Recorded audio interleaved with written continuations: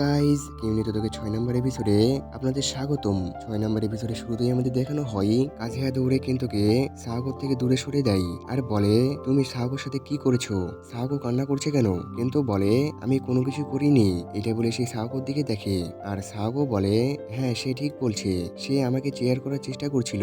এটা বলে সে আবারও কান্না করতে লাগে আর তখনই কয়েকজন তাদেরকে দেখে ফেলে আর বলে, তোমাদের দেখে মনে হচ্ছে এখানে ভালোবাসার কম্পিটিশন হচ্ছে। সাহাগোর জন্য তোমরা দুজন একে অপরের সাথে লড়াই করছো। কাজিয়া এটা শুনে বলে, হ্যাঁ তোমরা ঠিক ধরেছো, এখানে এটাই হচ্ছে। এটা শুনে সবাই অনেক অবাক হয়ে যায়। কাজিয়া সাহাগোকে বলে, আমি তোমাকে পছন্দ করি। আর সেখানে সবাই দাঁড়িয়ে থেকে কাজিয়াকে দেখতে থাকে। কাজিয়া বলে, তোমাদের এটাতে কি কোনো সমস্যা আছে? আর সাহাগোর তার পুরনোর কথা মনে পড়ে যায়, যেখানে তার সম্পর্কে অনেক গুজব ছড়িয়েছিল। সে কাজিয়াকে বলে, এসব কোনো কথা বলো না, না হলে তারা সবাই তোমার কথার অন্য মানে বের করবে। এটা শুনে সেই ছেলেগুলা বলে, এটা তুমি কি বলছো সাহাগো? এখানে কেউ এই কথার অন্য মানে বের করবে না। সবাই জানে তুমি আর কাজেহা একে অপরের অনেক ভালো বন্ধু। এটা বলে তারা সবাই হাসতে লাগে। তখনই কাজেহা বলে, এখানে হাসার কি আছে? আর সাহাগো, আমি সত্যি তোমাকে অনেক পছন্দ করি। এটা বলে কাজেহা সেখান থেকে চলে যেতে থাকে আর কিন্তু সেখানে দাঁড়িয়ে থেকে এইসব কিছু দেখতে থাকে। আর সাহাগো কাজের পিছিয়ে যেতে থাকে এবং কিন্তু সেই ছেলেদের কাছে আসে আর বলে, তোমরা কি শুনোনি? ক্লাসের বেল বেজে গিয়েছে, তো এখন তোমাদের ক্লাসে যাওয়া উচিত। এটা বলে কিন্তু তাদের ধরে তাদের ক্লাসের দিকে নিয়ে যেতে থাকে। আর যেতে যেতে সেই ছেলেগুলা বলে, কাজেহা কি আমাদের কথা শুনে রেগে গিয়েছিল? অন্য ছেলে বলে, আমাদের এই বিষয়ে ঢোকা ঠিক হবে না। তারপরে আমাদের দেখানো হয় টিফিন টাইম শেষ হয়ে যায়। টিফিন টাইম শেষ হয়ে যাওয়ার পরেও কাজেহার সাহাগো তাদের ক্লাসে আসেনি।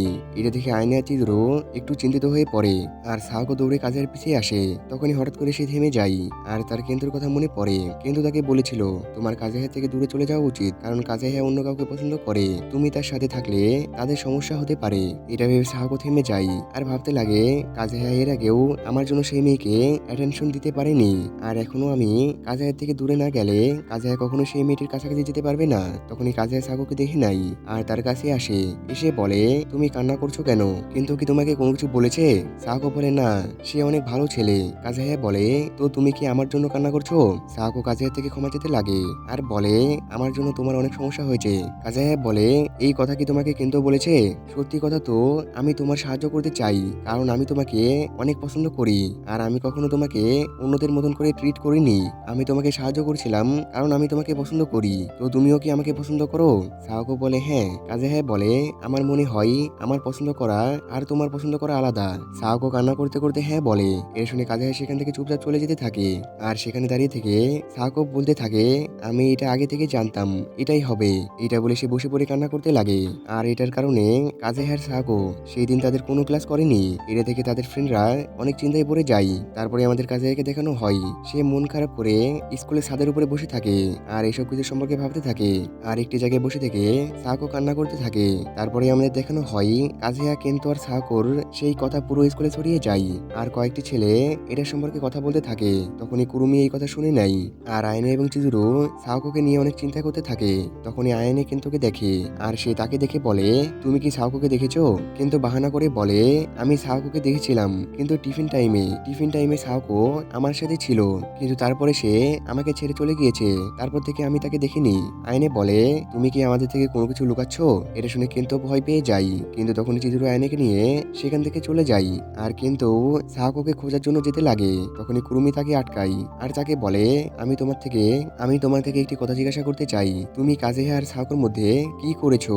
এর শুনে কিন্তু ভয় পেয়ে যাই আর বলে, এই কথা অনেক তাড়াতাড়ি ছড়িয়ে গিয়েছে। কুরুমি বলে, তুমি তাড়াতাড়ি আমাকে বলো তুমি কি করেছো। কিন্তু কিছু একটা ভাবতে লাগে আর বলে, আমার মনে হয় আমি এমন কিছু করে ফেলেছি যেটা আমার করা উচিত হয়নি। তারপরে আমাদের দেখানো হয় স্কুল ছুটি হয়ে যায় আর সবাই ফেস্টিভ্যালের প্রস্তুতি নিতে থাকে আর সাহাগো এখনো সেই জায়গায় বসে থেকে কান্না করতে থাকে। তখনই সেই জায়গা দিয়ে পিন যেতে থাকে। সে সাহাগোকে সেখানে বসে থাকতে দেখে অনেক ভয় পেয়ে যায়, কারণ সাহাগো কান্না করতে করতে তার চোখ বসিয়ে ফেলেছে। পিন তার কাছে গিয়ে বলে, তুমি কি আমাকে হার্ট অ্যাটাক দিয়ে মারতে চাও নাকি? তুমি তোমার চেহারা এরকম করেছো কেন? তারপরে পিন শান্ত হয়ে বলে, তো আমাকে বলো, আমি কাজেহাকে তোমার কাছে পাঠিয়েছিলাম, তারপরে কি হয়েছে? সে কি তোমার সাথে দেখা করেনি, নাকি সে তোমাকে প্রপোজ করেছে? এটা বলে পিন হাসতে লাগে। সাহাগো বলে, কাজেহা আমাকে রিজেক্ট করে দিয়েছে। এটা শুনে পিন অবাক হয়ে যায় আর বলে, এটা কি করে হতে পারে? আমি এই কথা বিশ্বাস করতে পারছি না। সে কি এটা করার জন্য তোমাকে খুঁজতে খুঁজতে এখানে এসেছিল? তারপরে পিন সাহাগোর কাছে বসে তাকে চেয়ার করে আর বলে, তুমি এই কথা ভুলে যাও, আমি কাজেহাকে দেখে নিব। তখনই সেখানে আয়নার চিজুরু আসে আর পিনকে লাথি দিয়ে বলে, তুমি সাগোকে কি শেখাচ্ছ? পিন রেগে বলে, আমি তোমাদের ক্লাস টিচার, আর তুমি তোমার ক্লাস টিচারের সাথে এরকম ব্যবহার করতে পারো না। চিজুরু রেগে বলে, তুমি তোমার কাম করো আর চুপচাপ এখান থেকে চলে যাও। এটা শুনে পিন রেগে সেখান থেকে চলে যায়। তারপরে আয়নে আর চিজুরু সাগোর সাথে কি হয়েছে এটা সম্পর্কে জিজ্ঞাসা করে, আর সাগো তাদের সবকিছু খুলে বলে দেয়। সবকিছু শুনে আয়নে আর চিজুরু অনেক রেগে যায়। তারপরে আয়নে রেগে সাগোকে বলে, আমরা তোমাদের থেকে আলাদা কি হয়েছি, আর তুমি এই সময়ের মধ্যে তোমার এইরকম অবস্থা করে ফেলেছো? সাগো বলে, কাজেহা আমাকে হঠাৎ করে রিজেক্ট করে দিয়েছে। এটা শুনে আয়নে ভাবতে লাগে এইসব কিছু কিন্তুর জন্য হয়েছে। আয়নে সাগোকে বলে, তুমি যেটা ভাবছো সেটা এখানে হয়নি। সাগো বলে, না, আমি সব সময় ভাবতাম কাজেহা আমাকে সবার মতন করে ট্রিট করে, কিন্তু এখন আমি বুঝতে পারছি কাজেহা নিজেকে জোর করতো আমাকে সাহায্য করার জন্য, কারণ সে আমাকে বলেছে সে আমাকে সবার মতন করে ট্রিট করে না।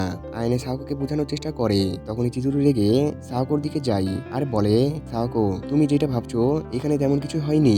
আয়নে চিজুরুকে আটকানোর চেষ্টা করে, কিন্তু চিজুরু থামে না আর বলে, তোমার কি মনে হয় তুমি আমাদের ফ্রেন্ড, সেই জন্য আমরা তোমার সাথে ভালো ব্যবহার করি? এটা শুনে সাগো নার্ভাস হয়ে যায় আর বলে, আমার তো এটাই মনে হয়। চিজুরু বলে, তুমি ভুল ভাবছো, আর তুমি যদি মনে করো তোমার কিছু করার জন্য কাজে রেগে গেছে, তাহলে তুমি সম্পূর্ণ ভুল, কারণ আজ পর্যন্ত তুমি কোনো কিছু করোনি, কারণ তোমার মধ্যে কোনো কিছু করার মতন সাহস নেই। সেই জন্য তোমার সাহস দেখিয়ে আগে যাওয়া উচিত, কারণ সব সময় তোমাকে সাহায্য করার জন্য আমরা তোমার পাশে আছি।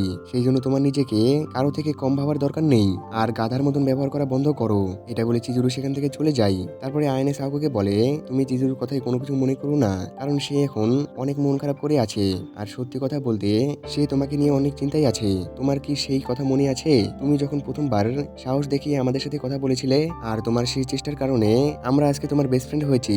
সত্যি কথা বলতে তোমার আর কাজের মধ্যে কোনো তফাৎ নেই, তোমরা দুজন একদম একই রকম। কাজে সাহস দেখিয়ে সবার সাথে কথা বলে আর নিজের মনের কথা সবাইকে বলে দেয়, কিন্তু তুমি সবার সাথে কথা বলতে ভয় পাও আর কাউকে কিছু বলতে পারো না। সেই জন্য তোমাকে সাহস দেখাতে হবে আর নিজের জীবনে এগিয়ে যেতে হবে। এসব বলে সে বলে, আমি এখন চিজুরের কাছে গেলাম। এটা বলে সে সেখান থেকে চলে যায়। আয়নের কথা শুনে সাহকো বুঝতে পারে সে আজ পর্যন্ত কোথায় ভুল করছিল। তারপরে আমাদের দেখানো হয় আয়নে চিজুরুর কাছে আসে আর বলে, চিজুরু তুমি কি ঠিক আছো? এটা শুনে চিজুরু বলে, আমার সাগোর সাথে এমন ভাবে কথা বলা ঠিক হয়নি। তারপরে সে থামে আর বলে, আয়নে তুমি তো আমাকে সেই সময় আটকাচ্ছিলে, তো তুমি আমাকে তখন কিসের জন্য আটকাচ্ছিলে? আয়নে বলে, আমি মনে করেছিলাম তুমি সাগোকে বলবে কাজেহা যাকে পছন্দ করে সেই মেয়েটি আর কেউ না, তুমি। এটা শুনে চিজুরু বলে, আয়নে তুমি এই কথা আমাকে সেখানে বলনি কেন? আমি সাগোকে সোজাসুজি এই কথা বলে দিতাম। আয়নে বলে, আমার এই কথার ওইখানে কোনো প্রয়োজন মনে হয়নি, কারণ তুমি সাগোকে যা কিছু বলেছো সবকিছু সত্যি ছিল, আর সাগো যদি নিজের এই দুর্বলতাকে কম করতে পারে তাহলে সত্যি সে কাজের থেকে বেশি পপুলার হয়ে যেতে পারবে। কিন্তু এখন আমাদের এটার সম্পর্কে বেশি ভাবার দরকার নেই, কারণ এর পরের ধাপ সাগোকে নিতে হবে। আর সাগো সেখানে বসে থেকে ভাবতে থাকে, আমি যেভাবে প্রথমবার সাহস করে আয়নে আর চিজুর সাথে কথা বলেছিলাম, আর তারপর থেকেই আমার জীবন পরিবর্তন হতে শুরু করেছে।